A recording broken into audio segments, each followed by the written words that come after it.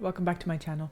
Today I want to do my first impression thoughts on the Sorceress class in Diablo 2 Resurrected, and overall I had a pretty panicky but fun experience.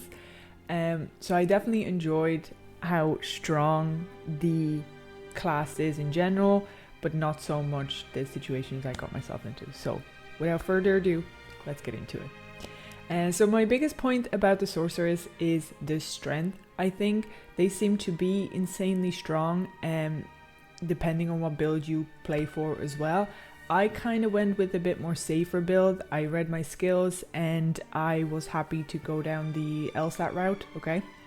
And the reason for that is because historically whenever I played a mage, they always seem to be quite squishy.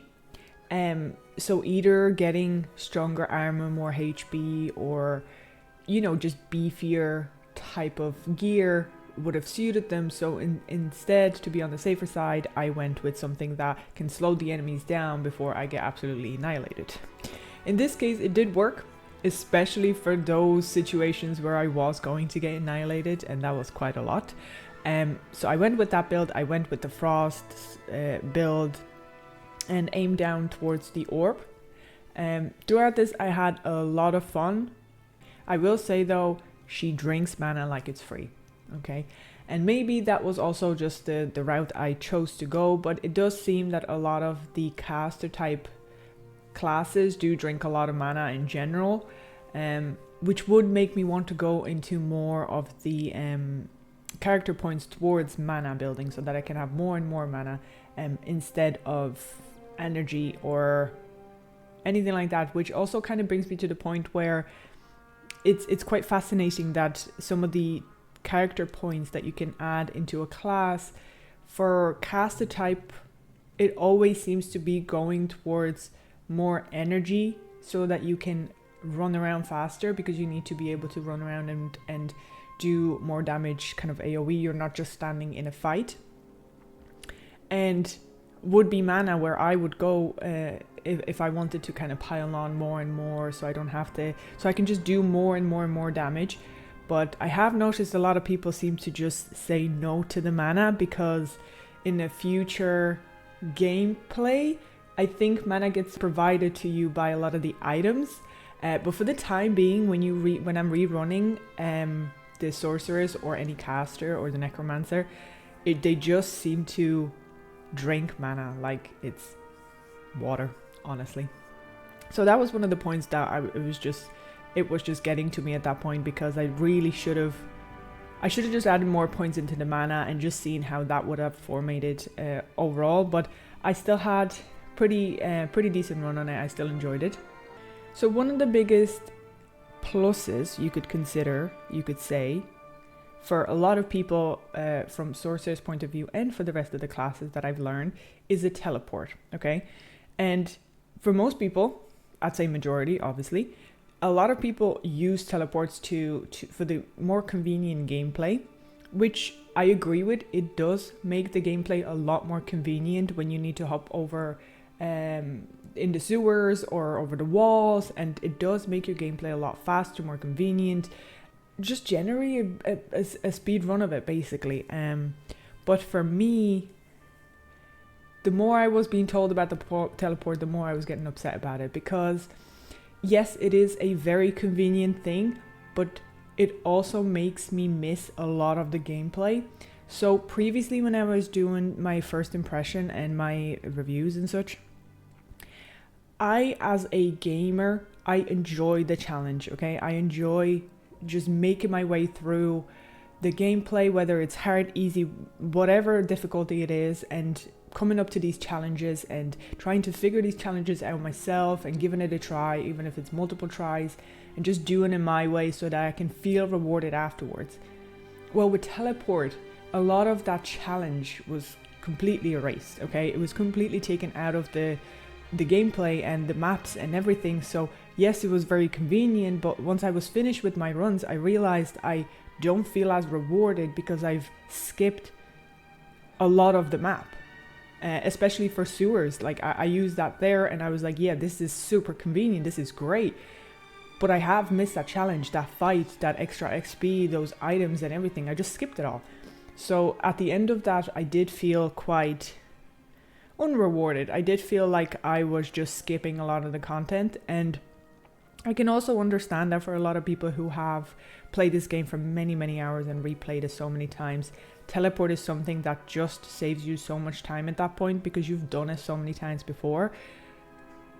I genuinely don't believe I will ever be using the teleport to the extent that other people are, because I'm just simply not that type of person. I want to play the game the whole way out. If I find the escape route immediately, well, that's just part of the game. That was my luck. I don't necessarily need to go back into the map and get it, but just skipping the map feels wrong to me. So maybe a hot take, but I really don't like the teleport. I really don't. I will find myself using the teleport in a short distance where, okay, I can see the map ahead of me. I can, use it to advance myself within the same frame, but not necessarily use it through a wall or over a river or anything like that. To me, that does not exactly feel right. So it might be a hot take, it might upset a lot of people, but I don't like the teleport. It makes me miss the gameplay that I bought with my hard-earned money. I purchased the game. I want to play the content. I don't want to have to skip it. I don't want to use it to skip the inconvenience, because the inconvenience is what makes the game harder and more challenging, and for me more rewarding. So yeah, that's my take on the teleport part. So I think I've upset a lot of people. Now, fighting Diablo as a sorceress was actually a lot more intense than I would have thought. I was being stubborn, rightfully so. I'm just that type of person. But I was being stubborn, and I was refusing to use the static field, I think it's called. I think I'm getting it right. And just it didn't sound like something that I would like, mainly because if I'm playing a ranged class, a sorceress, a archer, whatever it is, I do not want to be up close to the mob, to the boss, or anything like that. I don't want to be close to them because I know that they're going to just hit me and I die, okay? And I don't like dying. That's just hard-coded into my brain since playing any game. It's just I don't like dying in the games. So yeah, playing against Diablo was just difficult until I was like, you know what, I'm going to try this. They're obviously like trying to look out for me. I said I'm going to try it, and I did try it, and I can see why static field would be severely helpful. Do I agree with it being used on bosses? That felt kind of wrong. It was so overpowered that it felt like the game was just, that the boss was just erased. Honestly, and I understand it works off percentage, I think, so like you can only get it down to a certain percent of their HP, but it felt like cheating, I'm not gonna lie.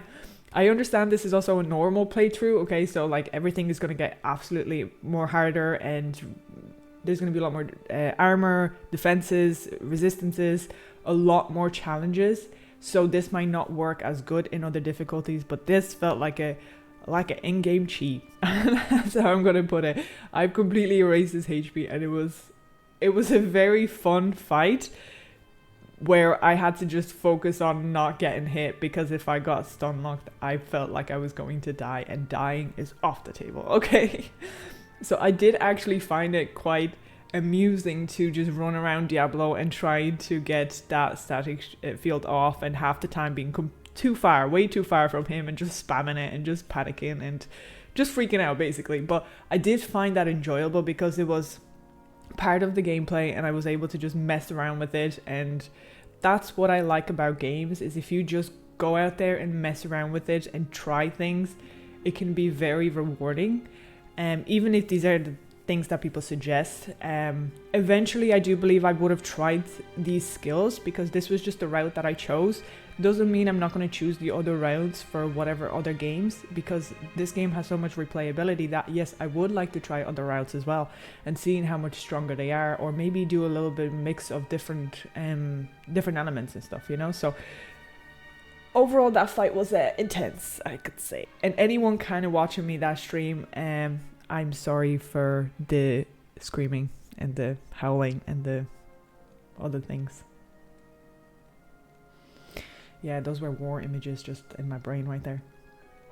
One of my last points then is the Baal. So once I focused on mastering a single skill in that fight and surviving at the same time, I was able to just focus up, you know, lock in, dial in, and take them down. Again, I'm a one-trick type of person, so if you ask me to use more than like 4 or 5 skills, my brain will overload, okay? I can have a shield, like a passive shield that you put on, and then a couple of skills, okay? But if you keep asking me to do more stuff, I'm going to like burn out. So once I was kind of in the room with Baal and I was spamming on with one skill, I was learning how close I can get, how far I can get. Is the skill going to trigger, you know, it was the Frost Orb, I think it was called, and I was just trying to nail that in. I was just trying to learn how close or far I am with it. So the fight became a bit more fun then, where I was able to just focus on actually what I'm doing and be able to use the skills that I've chosen. So the fight actually was difficult to a point, a little bit challenging, which was great, because that felt way more rewarding.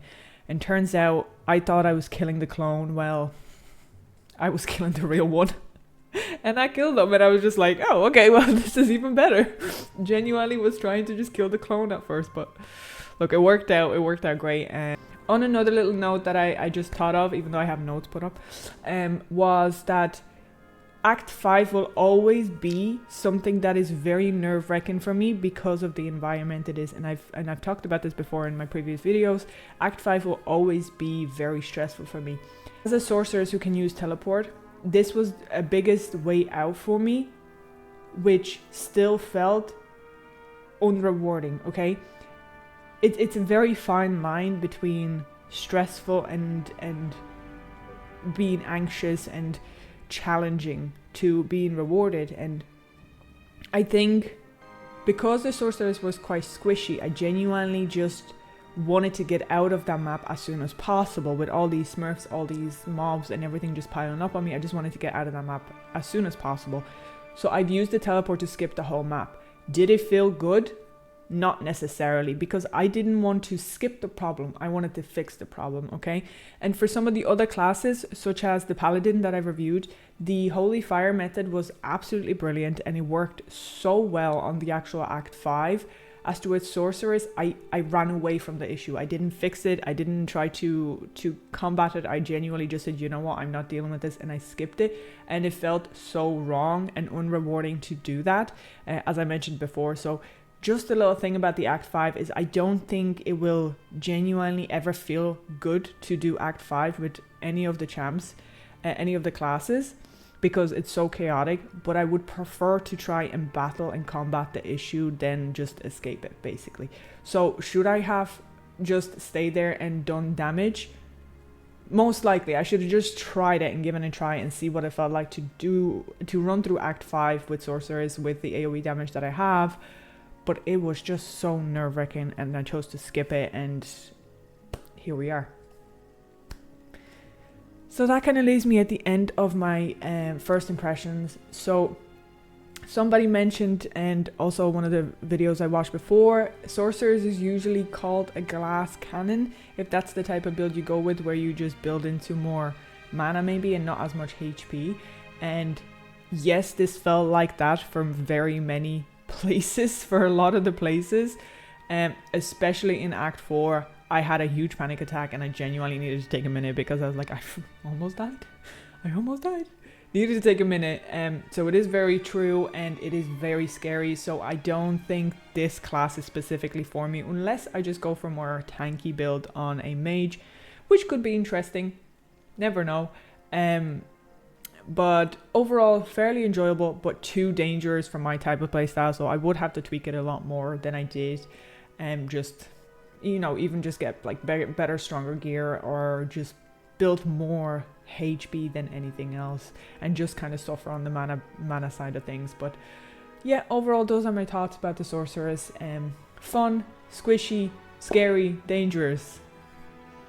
I think those are the best words to describe her. So thank you very much for watching this review, and I hope it was somewhat entertaining, and especially those VODs and those live streams, because damn, man. I have PTSD. So have a good day, guys. And leave your comments below, you know where. And if I've forgotten anything, let me know. We can have a conversation about that. Thank you very much, and I'll see you on the next one.